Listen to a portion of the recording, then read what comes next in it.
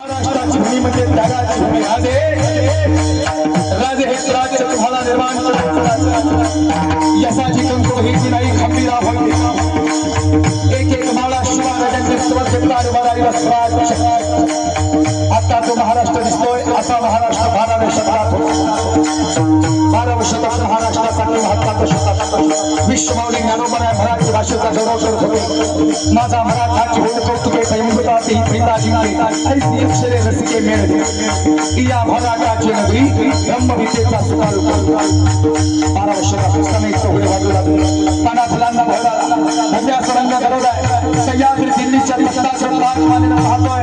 आणि आज 12व्या शतकात 8,000 इस्लामी सरदार आक्रमण केलं आणि यांचा मोठा होता अल्लाउद्दीन खिलजी. दिन धावत आला. आया भवीची तुटल्या गेली. मंदिर उद्ध्वस्त झाली. मंदिरातले देव उद्ध्वस्त झाले. भव्या सरंग अंदूक झाला.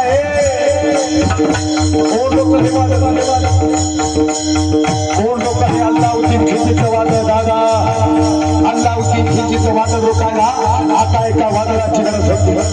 बालाजी साहेब नुसत्या वादळाची नाही भगव्या वादळाची गरज या महाराष्ट्राला होती.